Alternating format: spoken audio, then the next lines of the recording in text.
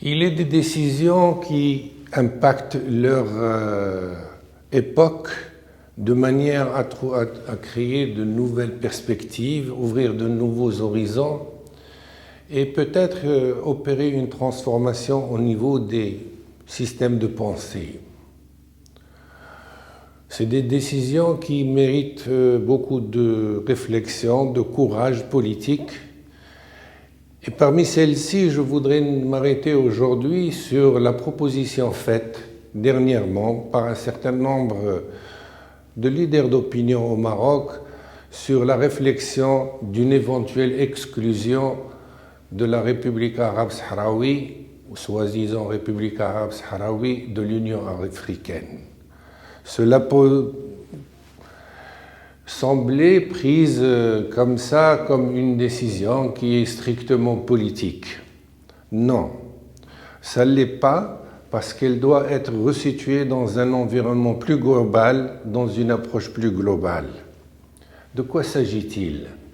Il s'agit du continent africain, de son devenir, de ce qu'il prétend être ou ce qu'il souhaite devenir dans un proche ou lointain terme, et sur ses espérances.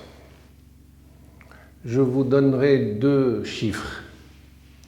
La Chine fait le 1/3 en surface de l'Afrique. Elle a la même population que l'Afrique et en 60 ans, elle est devenue la 2e puissance économique du monde. Vous allez me dire, il y a des spécificités chinoises, comme je peux vous dire qu'il y a des spécificités africaines. La richesse de l'Afrique est incomparable par rapport à la richesse chinoise. Que se passe-t-il? Essayons de nous poser quels sont d'abord les défis que se posent au continent africain. Des défis démographiques, bien sûr, des défis de croissance économique, des défis d'urbanisation et de développement de la formation et de la maîtrise technologique, des défis climatiques, environnementaux. Mais tout ça est bien présent, mais il y a aussi une dimension, disons-le franchement, géopolitique et géostratégique qui freine cet élan africain. Et cette dimension peut-être devrait interpeller les dirigeants africains, puis qui sont passés par plusieurs phases. Et ces phases sont peut-être résumées de manière assez éloquente dans l'organisation qui est censée les regrouper. Au début, c'était l'Organisation de l'Unité africaine, puis l'Union africaine.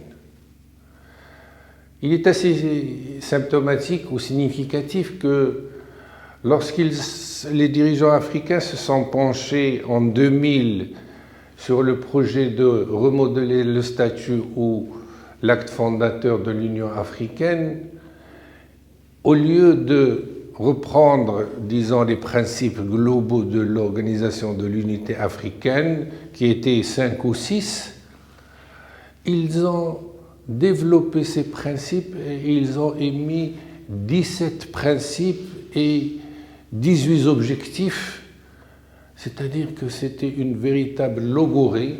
Je rappelle que le Maroc n'était pas présent. C'est une véritable logorée, une cascade de principes, de paroles, d'échanges inutiles. Car de cela qu'a besoin l'Afrique, au lieu de trouver les moyens de relever les défis qui se posent à elle. Est-ce que l'Afrique véritablement va subir toujours ce sort ou cet acharnement du sort de voir en elle des populations qui ont des problèmes de migration, des problèmes de nutrition, des problèmes de développement économique et des problèmes d'instruction et d'alphabétisation? Peut-on avoir une autre ambition pour l'Afrique? Et c'est dans ce sens, je pense, qu'il faut entamer une réflexion sur la refondation de l'approche de l'Union africaine, peut-être entamer aussi la réflexion du changement de l'acte constitutif. Pourquoi ce changement de l'acte constitutif? Parce que, tout simplement, l'Afrique n'a plus besoin d'une nostalgie, de choses. Il faut qu'elle fasse le deuil de l'esprit colonial, d'un certain tiers-mondisme éculé, d'un certain, disons, idéologie qui soutient aussi des régimes en place. Parce que, posons la question de manière directe et franche, quelle est l'utilité d'un pays avec une population de pratiquement 150 ou 160 000 habitants situés dans le nord-ouest africain? C'est ce que souhaitent un certain nombre de pays, qu'il y ait installation d'une république dans ce nord-ouest. Quelle serait la pertinence politique, géostratégique, économique de cette entité? Sachant que le Maroc, quand il a récupéré ses territoires, il a entamé un processus de développement qui est maintenant patent et qui a fait de ce territoire un des territoires les plus développés de l'Afrique du Nord. L'exemple est là. Pourquoi un certain nombre de pays ne veulent pas regarder cela de manière directe et se dire finalement, il faut peut-être que nous puissions avoir la maturité de l'époque, essayer d'intégrer les données de l'époque et pouvoir aller de l'avant. Un rapide balayage des pays qui, quand même, entretiennent un flou concernant la reconnaissance de notre unité territoriale en Afrique. Je souhaite m'arrêter là-dessus à dessein. Tout simplement,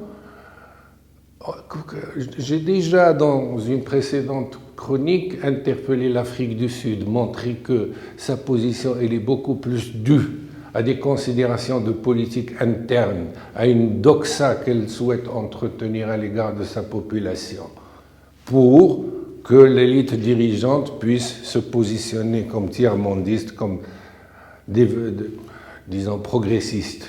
Ce n'est pas le cas.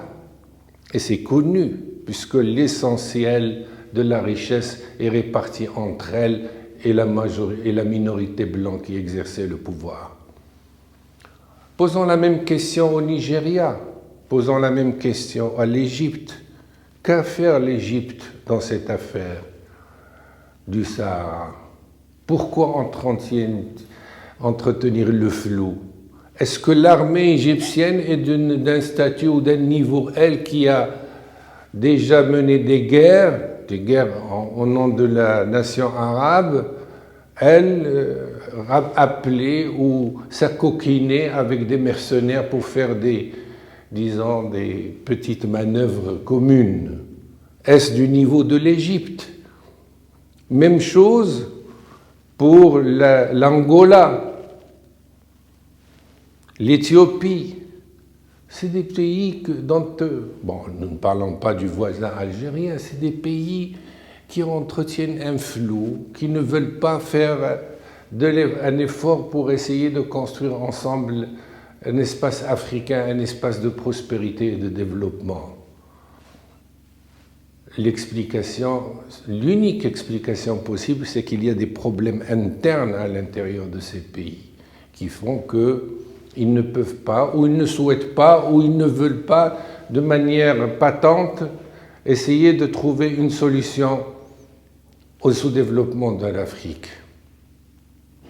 Alors, que peut faire le Maroc?